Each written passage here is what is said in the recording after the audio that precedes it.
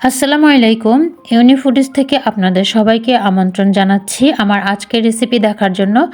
আজকে আপনাদেরকে তৈরি করে দেখাবো 3 পদের ভর্তা, বাদাম ভর্তা, তিল ভর্তা আর কালো জিরার ভর্তা।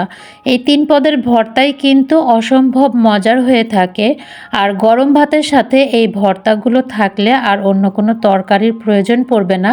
আশা করছি আমার আজকের রেসিপিটিও আপনাদের কাছে ভালো লাগবে, আর ভালো লেগে থাকলে আমার চ্যানেলটি সাবস্ক্রাইব করবেন প্লিজ, আর সেই সাথে শেয়ার, লাইক ও কমেন্ট করে সাথেই থাকবেন।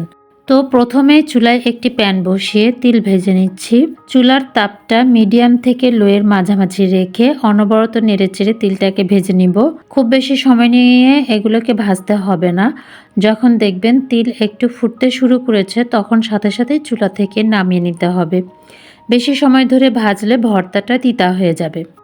এখন ভেজে নিব কালো জিরা। কালো জিরাটাও বেশি সময় ধরে ভাজা যাবে না, বেশি সময় ধরে ভাজলে এই ভর্তাটাও তিতা লাগবে। ঘড়ি ধরে 35 থেকে 45 সেকেন্ডের মতো ভেজে নিলেই চলবে। কালো জিরাটাও ভাজা হয়ে গেছে, এবার এটাকেও আমি নামিয়ে এক সাইডে রেখে দিচ্ছি। এইবার ভেজে নিব চীনা বাদাম। এখানে আমি খোসা সহ বাজারে যে ভাজা বাদামটা পাওয়া যায় সেটাই নিয়েছি। যদিও এই বাদামটা ভাজা থাকে তারপরও আমি সামান্য একটু ভেজে নিচ্ছি, কারণ বাদামটা একটু মচমচে হলে ভর্তাটা খেতে কিন্তু দারুণ হয়। বাদামটাও ভাজা হয়ে গিয়েছে। আবারও চুলায় প্যানটা বসিয়ে দিয়ে 2 টেবিল চামচ পরিমাণ সরিষার তেল দিয়ে দিচ্ছি। এবার পরিমাণ মতো শুকনা মরিচ, কাঁচা মরিচ ও পেঁয়াজ রসুন একসাথে ভেজে নিব। কাঁচা মরিচটা দেওয়ার সময় এর যে আগাটা আছে এটা ভেঙে দিতে হবে, না হলে ফুটে যেতে পারে।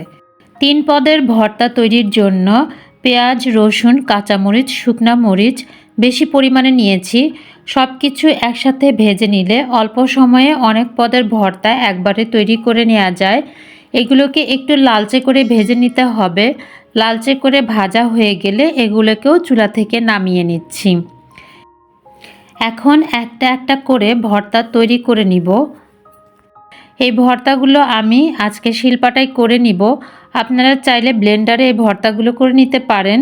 ব্লেন্ডারে ভর্তা করলে খুব অল্প সময়ের মধ্যেই তৈরি করে নিতে পারবেন, তবে পাটায় বাটা ভর্তার টেস্টটা একটু বেশিই হয়।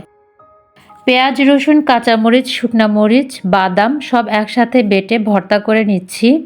এরই মাঝে আমি লবণটাও দিয়ে নিয়েছি। আপনারা চাইলে শুধু কাঁচামরিচ দিয়েও ভর্তাটা করতে পারেন, আবার চাইলে শুকনা মরিচ দিয়েও করতে পারেন। বাদাম ভর্তাটা হয়ে গেছে, এবার করে দেখাবো তিলের ভর্তা। সেম প্রসেসে এই ভর্তাটাও তৈরি করে নিব। এখানে আমি সাদা তিল নিয়েছি, এরই মাঝে লবণটাও দিয়ে নিয়েছি। তিল ভর্তাটাও হয়ে গিয়েছে। এবার করে নিচ্ছি কালো জিরার ভর্তা। ওই একই নিয়মেই এই ভর্তাটাও করে নিব।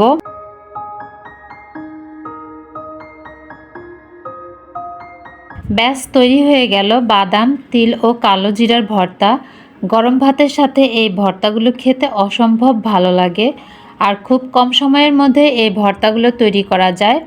আশা করছি আমার আজকের রেসিপিটিও ভালো লেগেছে। আমার পরবর্তী ভিডিওর নোটিফিকেশনটি পাওয়ার জন্য বেল বাটনটি ক্লিক করে রাখবেন। আজকের মতো এখানেই শেষ করছি। সবাই ভালো থাকবেন, সুস্থ থাকবেন। আল্লাহ হাফেজ।